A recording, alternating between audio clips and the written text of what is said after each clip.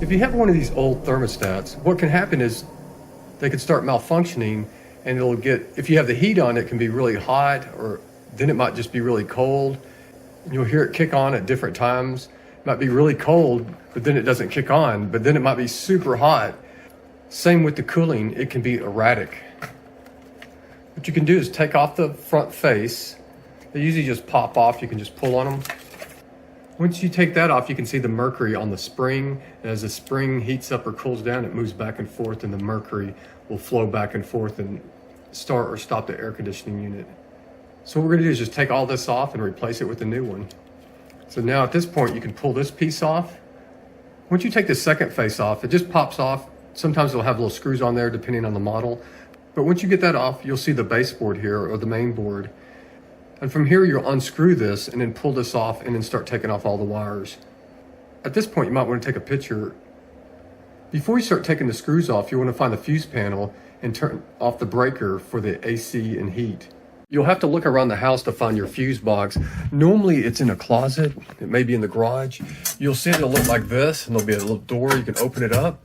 And then on here, you can look down here, and it should tell you which breakers are the AC unit. And right here, you can see the AC unit. So you would just go over here and just flip them off.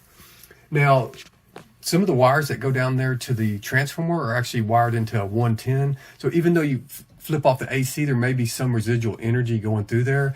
The only sure way to do it would be to get a meter or just turn off all the breakers. What we'll be doing in the video is putting black tape on the wires just in case. Once you get the breaker off, you can take this plate off. Usually there's two screws that are holding this base plate on, and once you take those screws off, it'll just pull off. And then you can start unscrewing these. And most of the when you buy a new thermostat, it will come with labels where you can label each wire. And you'll want to label them, like see where it says G. If you look at that wire, if you look closely, you'll see it goes to the G lug right there. Once you get them labeled, you'll be ready for the next step. And the next step, we'll mount the base for the new thermostat. Take the faceplate off. If you can't just pull it off by your hand, there's usually a place where you can put a screwdriver and just twist it and pry it open. Now what we want to do is run the wires. See this slot right here? We'll run the wires through there, and then we'll mount this to the wall with the included screws. We went ahead and put some electrical tape on the ends of the wires, just in case. Sometimes even if you turn off the AC and heat, the main switch, there may be getting power from a 110 outlet. So now we'll take the wires and we'll feed them through this little slot right here.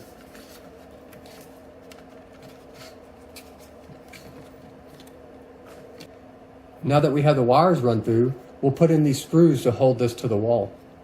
The best way to do this is add this. If you have a level, that would be great, put it on the top. If not, you can level it by looking at it with your eye. Once you have it level, take a screwdriver, a Phillips head, or a nail, and push through the hole where you'll make an indention. When we pull this down, we'll see where it's at, and then we can put the moly bolts in. You can see our indentions. Now we'll make little holes in here, and then we'll put our moly bolts in. So on this screw, there's a wood stud running through the wall, so we won't need one of these moly bolts.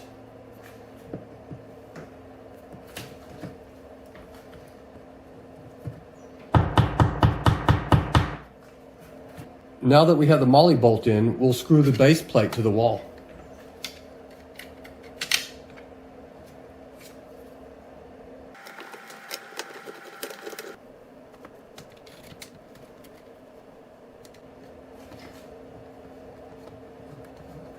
Now this is going to be the little harder of the part. We have to take these wires and we have to wire them into these terminal lugs. You can see how that red wire is going in.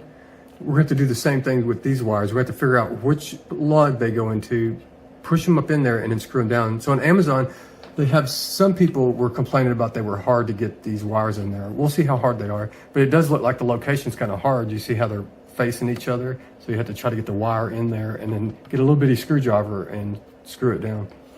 So inside here, you can see the W, R, G, O, Y, and those will correspond to the labels that we put on our wires. So this is Y1, but it's actually Y. They only had a sticker that said Y1. Just because they had two yellows, so they had a Y1 and Y2. So we just put a Y, but this is just the Y cable. So we'll take this one, and in that lug right there, we'll take off the black tape, And then we're going to put it inside that lug right here. Give it a 90 degrees, it'll probably make it easier to put in.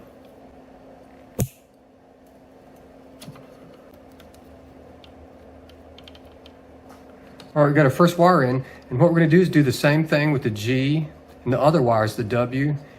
Definitely read through the instructions, because on this one it has a switch down here that you switch it from gas to electric. So we had to switch that. And there's also a jumper wire that we had to keep because it was jumpered on the old one. Now that we have all the wires in place, let's go ahead and put the faceplate on.